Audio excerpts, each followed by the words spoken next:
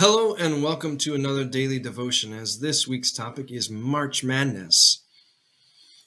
And boy, it's a cross between, wanting to play Billy Joel's We Didn't Start the Fire. Kind of gives a sentiment of all the things that go around in the world that are unanticipated, unexpected, catch us off guard.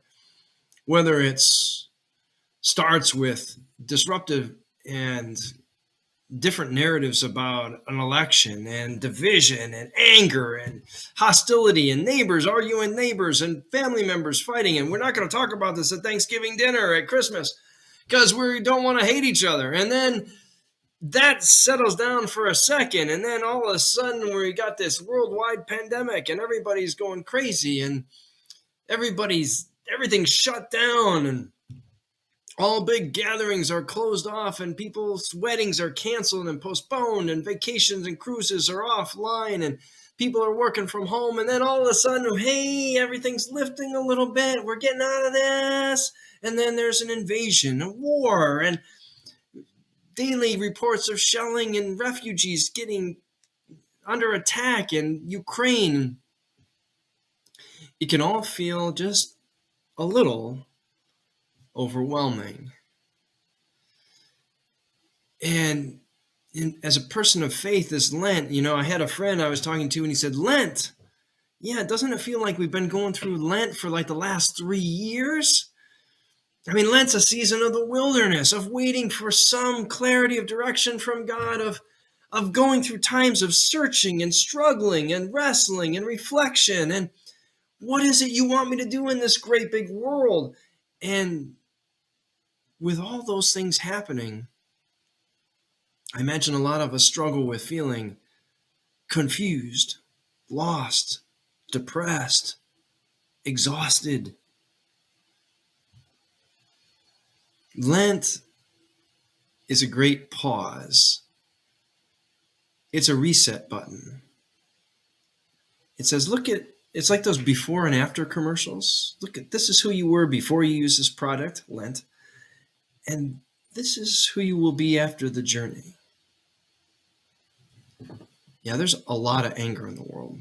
I think about Michael Douglas in the movie Falling Down, where he loses his gourd over some road rage. A lot of angry people. But anger only fuels deeper resentment and bitterness. It's like a seed that, it's like a vine that wraps around all the good things growing in your soul. And it feeds on everything good. Because when we're angry at our neighbor, at the world, at this or that leader or party, it starts to brew in us those seeds of ugliness, violent thought. We see somebody and we play back in our head all their worst hits, all the things they've done wrong, all the things that upset us,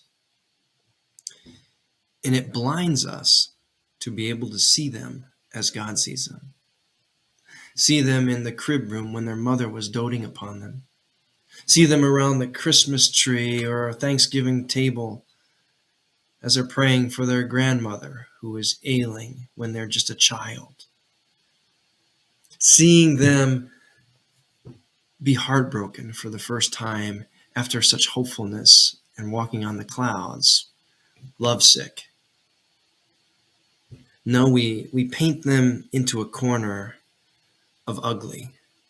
And we say, you stay there because we know you. We don't like you. And anger begets anger in a vicious cycle that just leads you down the drain.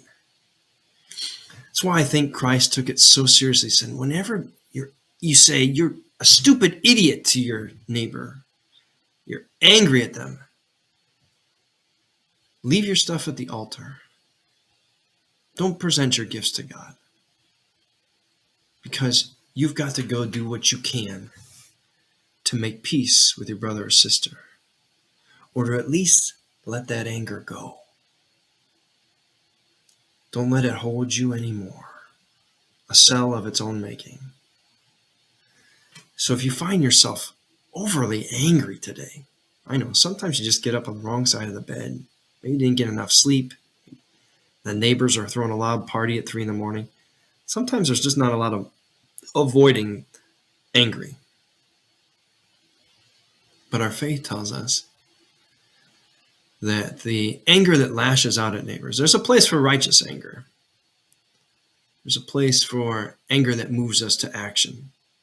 But I'm talking about the anger that just takes it out on your brother or sister.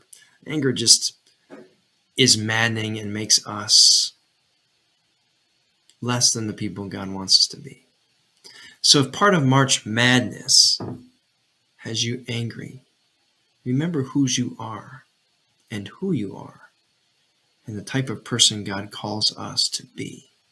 We're an ambassador to Jesus on our good days and on our worst. May God be with you as you try to be a good ambassador today.